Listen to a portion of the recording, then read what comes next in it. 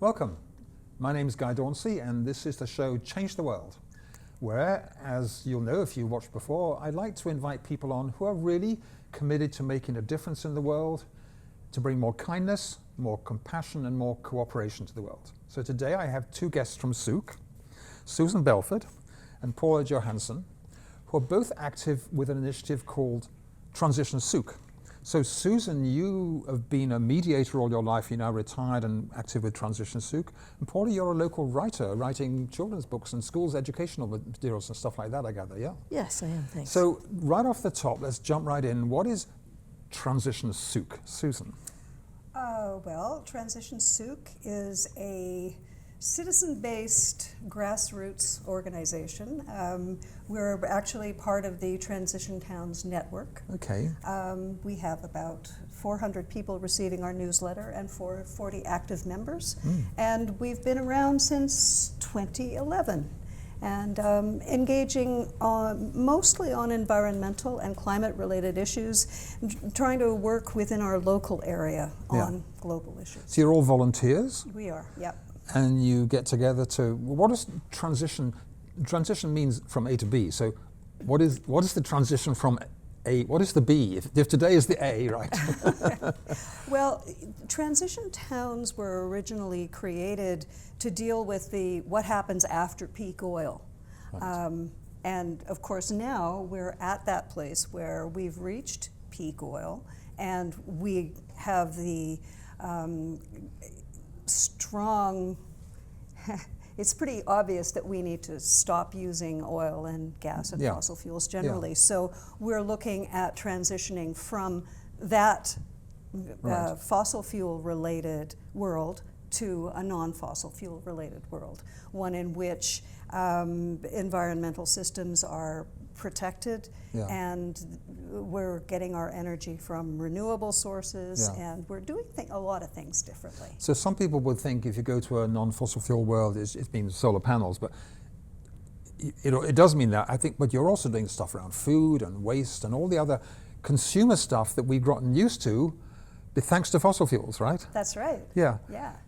Give an example of one of our recent, go on, Paula. Well, one of the things to remember too is that we are all in transition to the future, whatever it is. We are trying to work towards some aspects of the future that we would really like. Well, some of us want to transition back to the 1950s, remember, right? There are elements of the 1950s that are well worth returning to. As things like eating food that is grown more locally. There you go, yes. Yeah. And knowing your neighbors on the street. And being able to work on projects locally and seeing a result and feeling connected to your wider community and to your nation because of your literacy skills and because of communications methods like television, and now we have the internet.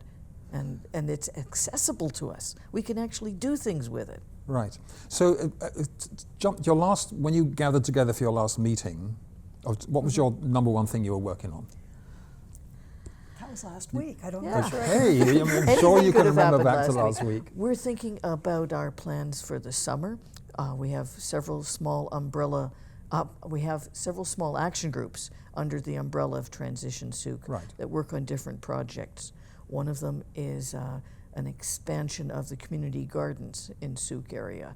All of them are in use right now, so we clearly need some more. Right. And one of our younger members is taking that under his wing, and he is working on getting more community gardens built on land owned by the district of Sooke.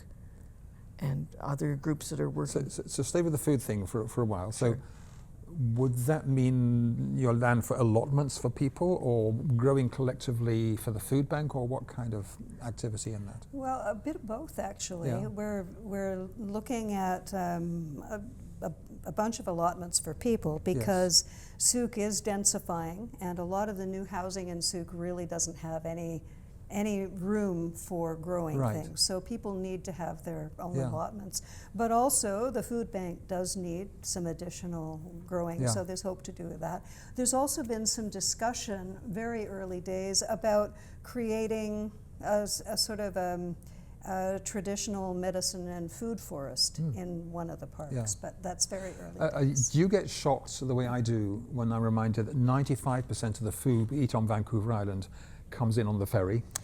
And that is a new phenomenon. When I was born in 1961, 90% of the food eaten on Vancouver Island was grown here. Wow, that's a lot, In Sooke, a lot of it, actually. Sooke was an important produce creator. So now you can drive up and down the island and you see these fields and you think there's nothing growing there, and it's just hay, and often the hay is for the horses, for the, and they're just empty, right? Empty is one way to look at it. Fallow is another way, because fallow things are being carefully managed, and plans are being made, and that's an optimistic word. Right. We like to have optimism. There are loads of possibilities that are almost happening, and with a little bit of training, if somebody has the right knowledge, someone else can be able to do things that they weren't quite able to do. Yeah. And so, do you have an emphasis on organic growing, or is it up to individuals to choose how they do that? Because pesticides are all tied to, and the fertilizers come out of the fossil fuel world. Is it organic growing or what? I would imagine, I'm not one of the main movers and shakers in the agriculture group, but I would be very doubtful that there would be any pesticides used. Yeah. Just knowing the people that are involved, it would be organic. Yeah. And is council sympathetic, if it's their land, to giving you the space to do a community gardens? They have been helpful in allowing the Parks Department to interface with us to identify parks that would be useful. Yes.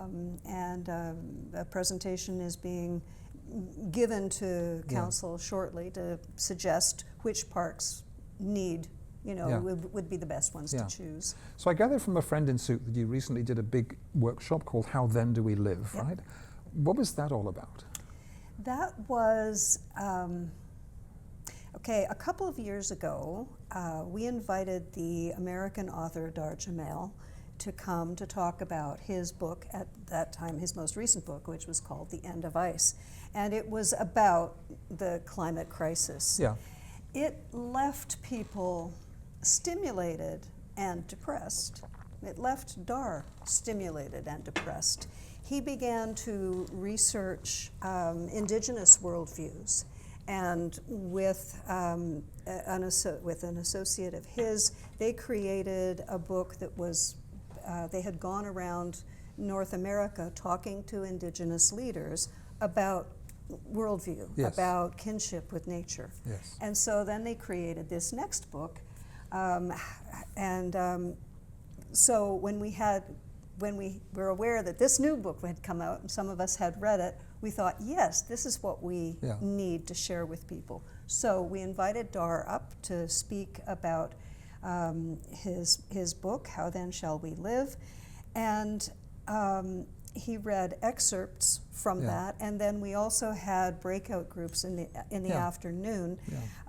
We had a number of people from the Sooke Nation who facilitated the breakout groups in the afternoon, so that we were able to take the sort of general idea of kinship with nature and find a way to apply it to here in our local area. So I know that the Sooke Nation is doing a lot of transition kind of stuff. Their big solar initiative, their food growing.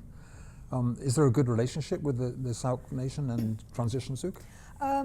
There hasn't been much of a relationship, to tell you the truth, but we are in the process of beginning to form that. We were able to make contact with some pretty dynamic people at the Nation who were interested in this. And so what we're hoping for is that we're going to be able to create a couple of things. One being a discussion group about how can we one of the things that we talked about in the afternoon session was all of the damage that has been done in the Sooke Basin with development, and how Sooke Nation, although it's growing, the population is growing hugely, there are only 300 people. And there are clam beds to be restored. There are kelp forests to be rebuilt. There's a whole lot of work that needs doing. And out of the conversation, it was so great. It just sort of naturally came, well, said one of the people from Sooke, maybe people from Sooke and people from Transition Sooke could work together on this. Yes. And so there's the beginning of that. So there's a lot more discussion to happen, and obviously anything that gets done needs to be done the way that Sooke wants it done. So we're waiting for guidance there. But so if you're looking for the whole of Sooke, we somehow changed the pronunciation, didn't we? It would have been originally Sooke, and now it's Sooke anyway. If you're looking for the whole of Sooke to do a transition off fossil fuels, which means not using gas in buildings, not using electric cars, not using gas for cooking. How's that going in terms of engaging, 10,000 people in Sooke? 15,000 growing, right? And you're 400, mailing this. So how's it going in persuading the general, what do you call yourself, Sookeans? What's your collective name for yourselves? I don't know. Some people say Sookies, other people feel that's disrespectful. I've heard Sookies in the past, yes, but whatever. How is that going in terms of the general transition off? Really slow. One of the things that we're working on is the Zero Carbon Step Code, which is the provincial legislation which enables municipalities to ensure that their new builds are creating a lot fewer emissions. Yes. So they're not burning gas or oil. So they're not burning gas. Yes. And so we're in the process of creating a petition to take around to people. People in Sooke seem to be really committed to their gas. It's a strange one because in buildings, if you have a heat pump, as we do, you're getting cooling in the summer as well as really good heating throughout the winter. And I know when we had the big heat wave 2 or 3 years ago, when it was up to 40 degrees outside our front door, our downstairs was a pleasant 20, right? Other people had to abandon ship. And they couldn't live in their homes. And other things that matter to people are being explored, like transportation. You might need your car, but it's really good to have bus service as well. Just before the pandemic, there was a plan to have a couple more small bus routes in the district of Sooke area. And of course the pandemic changed that, but now we're adapting to the new world with COVID. And some of our members are working together towards bus plans. What will serve the transit needs of people in the district of Sooke So how frequent is your bus to Victoria, the double-decker that goes up and down the road? It isn't a double-decker anymore. It's a single-decker, and they are down to one in 50 or 60 minutes a day in the middle of the day. Hourly. But if you're commuting, they run every 20 minutes at the commuting times. And it's well used or it is full. It's full, okay, right. So you'd like to have more transit. So, I mean, I went to Sooke last weekend and I thought, what's this massive, has there been a crash? There's been a what? There was 2 miles of traffic. And some, oh no, that's just normal, they say. That's normal these Whoa. days. It is. It's crazy. Sooke has one road in and one road out, which is the Highway 14, and it's narrow and twisty and turning. And because Sooke has developed recently as a bedroom community, people don't have enough, most people have to leave to work. Because one of the things that council has been doing, and the local economic development staff person at Sooke municipality has been working to find ways of keeping people in Sooke to work. So we're wanting to create a whole lot more space for business. Sooke has a lot of home-based businesses that are desperate for some from some space. And you'll see that when our new library got built, it has small meeting rooms in it, which can be used by groups for meeting, but you can also book them at a modest rate so that you can have your home-based business can at least have access to a room that is usable for purposes, and that way you're not having people in your kitchen instead. Because even if everyone in Sooke got an electric car, great for driving, wonderful experience. still be it's lined still up. going to be lined Still up have in that traffic. way, aren't Yeah. they? And Yeah. even if we had more bus routes that went around to our district Yes. and had more frequent bus service, Yeah. and if the old E&N rail line was running with a train again, even then there would still be people commuting for work purposes. So Yeah. it's important to think about work differently. And some of our people are hoping to promote work hubs that Yeah. can be used so that the library doesn't have to take that on. So you're thinking about the future of the whole Sooke economy? Yes. Yeah, you can't think about the environment or climate issues without thinking about the economy, obviously, and Yes. especially the local economy has so much to do with the way that that things are done. The challenge, I think, for a lot of folks is that change is scary, right? And yeah, change the world, but change is scary. And so what I'm seeing is increasingly people recognize that things need to be done differently, and at the same time they're really clinging to what they know. And that's what I meant when I said people seem to be really committed to their gas stoves. I find this puzzling because anyone, I haven't had children personally, but anyone who does have children, you've got change coming at you every day. Oh, yes. Whether it's the kids being sick or they got this change happening all the time. So I would have thought as humans we're pretty flexible because of the children thing. You'd think so. Maybe it's just when the children have left home and you think, I don't need to change anymore, and I'll now be a grumpy old person. That's right. I'm here. This is who I am. We have members who are raising their children on farms. Right. We have members who are teaching their children the family business, installing solar panels and so on.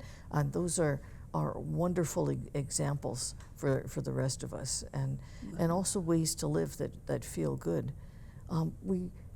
We can't just be gloomy about worry for the future. We have to think about ways to integrate what kind of future we want to have, what kind of things we want to do, the things that are cheerful. We've held festivals rather than information sessions.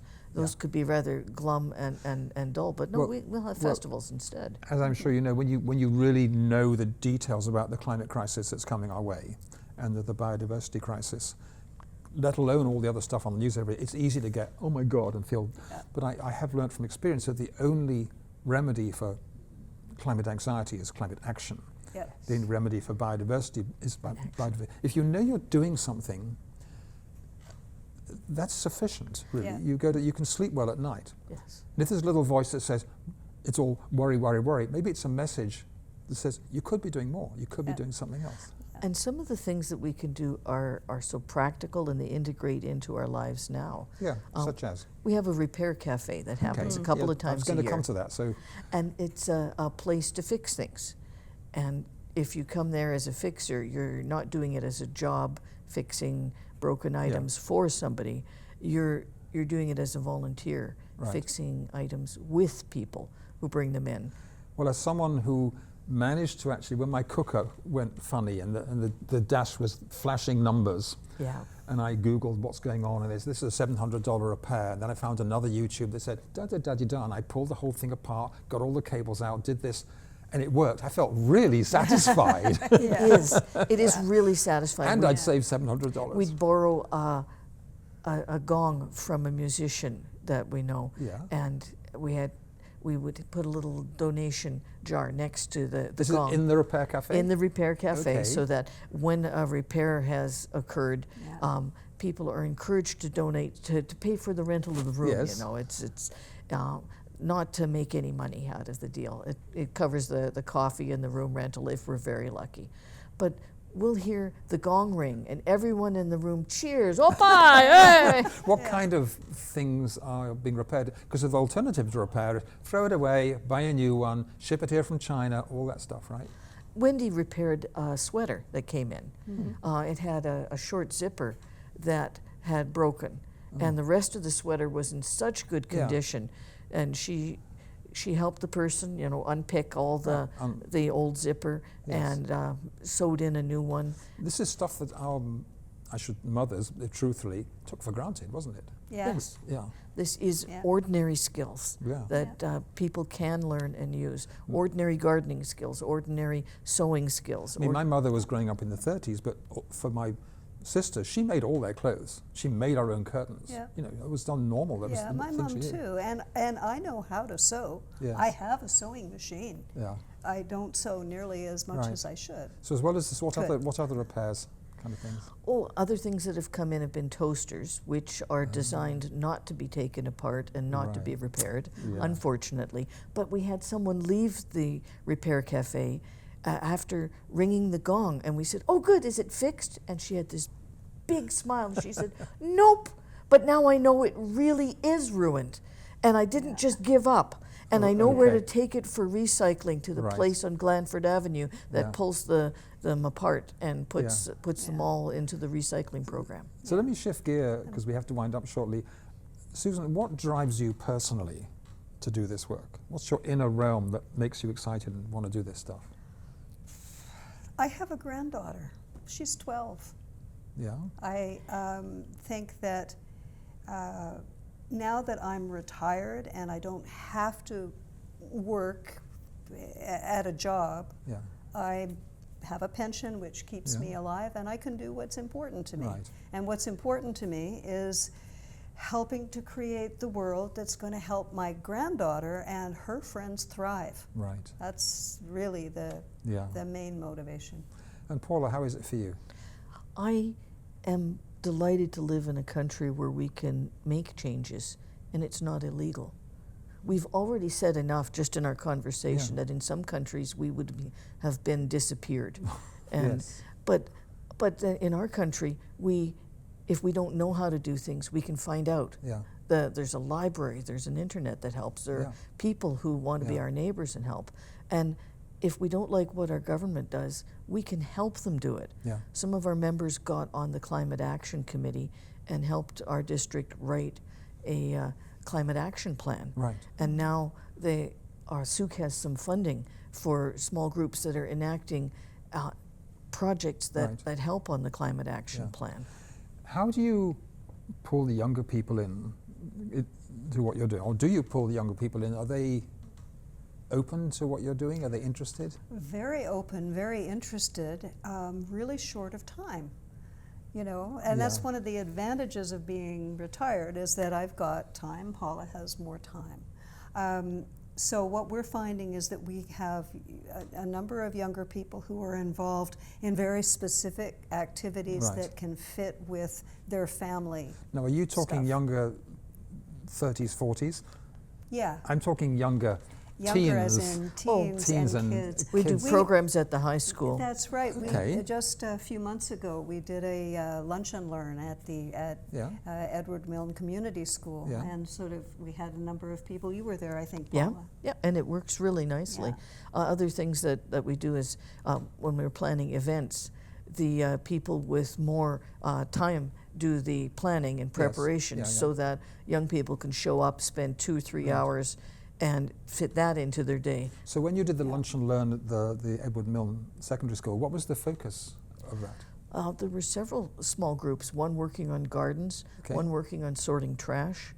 I led a small group talking about fair trade chocolate Right. and how it might cost twice as much, but you're actually eating chocolate that wasn't harvested by slaves. Yes. Yeah. And the United Nations calls some of these people slaves Yeah. in some of the plantations. So And I gather, some of you went off and bought a local cafe. It's now under community or cooperative ownership? that wasn't run by Transition Yes. Sooke, but several of our members Yeah. supported the development of a community cooperative. Yes. And the cooperative bought the Stick in the Mud Cafe, and now it's run as Cafe Vocino with the Right. same employees. And Vocino is your postal code, right? That's Yes. well, it's the old postal Oh, code. oh. Yeah, VOS 1N0. Yes, right, yeah. It's no longer. but- Yeah. Well, I've been to that cafe and it's got a wonderful ambience. You know, it just feels like Well, a community-friendly yes. place. That's the sort of thing that we're working in transition towards, Yeah. a community we want to live in. Yeah. And we don't have to get credit for everything. We don't have to be the ones who are famous. and have our names on plaques. Yeah. But it's amazing how many times you share skills and they go out into other projects. There are 200 community groups in Sooke. 200? Oh my 200. goodness. Yes, one's working on electric cars. Yes. There's, of course, the Rotary Club Yes, and yeah. the Lions. They're very active and Wow. and very different Are you small active with the groups. Rotary Club yourself too then? No, I've been enjoying what their projects are. Yeah, well they have a commitment to whatever they do has to help other people basically, in a nutshell. Yeah. Yeah. Do any of you in Transition Sooke think of running for council? I did a couple of years ago. Okay, right. And also another of our members, Anna Russell, did. Anna Russell missed being on council by, a handful of votes, really. Right, Yeah. I was a little bit further down. Yeah. But Two of our members are on council, Yeah. but have had to step out of their Transition Sooke activities so- in order to put Yeah. their time into council. Yeah. yeah.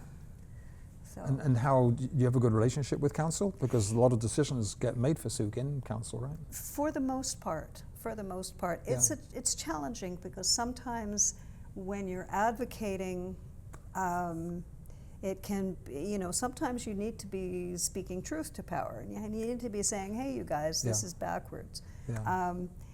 But I think that Transition Sooke has achieved enough and has built enough of a relationship Right. with members of council that there's an understanding that, we have a place, Right. and we are voices that do get heard. Yeah, I do know that by merely being there 10 years later and you've been working, you build respect in the community. And people will hopefully listen to more of what you're pushing for, right? Yeah. If you have a choice of motivating people to change by saying how this is really scary, do something, or look what a beautiful future we got, which way do you go, or is it a mixture of both? You gotta talk about the beautiful future that you want. Yes. Yeah. Because the really scary, that just, like, I'm scared, I'm not going Yeah. anywhere, I'm not going to move, and I'm going to lash out. Right. So, it's like you gotta put forward ideas that people can see would I mean, be Sooke, with the nature, you're already in paradise, where it's not been clear cut. You're already, it's so beautiful down there, right? And the ocean and the mountains and the wilderness park up there. This isn't misplaced optimism. Right. This is optimism in this place. Yeah. Yes. There are yes. so many things that we can be optimistic about, so many ways to be optimistic, so many people to work with in different ways, so many people who Yeah. disagree with us that we can still work together with because there are lots and lots of things we agree on. So we do hear that phrase misplaced, but you've actually created a new phrase.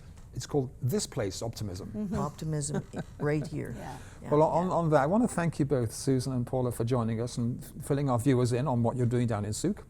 And anyone can Google your website, transitionsooke.ca. And we're on Facebook. Find out what you're doing. Yeah. So thanks for coming to us. If you've been watching, well, you obviously have been watching. This has been the show Change the World. My name's Guy Dauncey, and look out for more scintillating discussions with other great people who are just making a difference to make our world a better place locally. Thanks for watching.